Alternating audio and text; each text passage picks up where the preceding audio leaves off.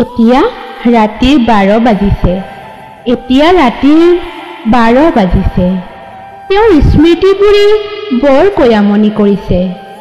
জোনটিয়ে খিলখিলাই মোৰ ফালে চাই হাঁহি আছে, যেন ক'ব বিচাৰিছে তুমি পূৰ্ণিমাৰ জোন হোৱা।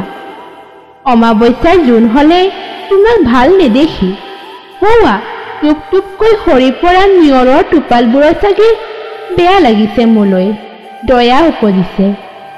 মোৰ চকু পানীবোৰ সহিব নোৱাৰি ওপৰৰ পৰা নামি আহিছে চকু পানীৰ লগত বিলীন হ'বলৈ। এতিয়া ৰাতিৰ 12 বাজিছে। বতাহজাক যেন মোৰ দুখবোৰ উৰুৱাবলৈ বৰ জোৰকৈ বলিছে।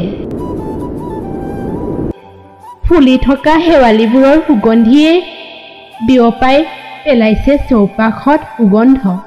হোৱা হিৰহিৰকৈ অহা বতাহজাকে কঢ়িয়াই আনিছে তেওঁৰ সুভাষ।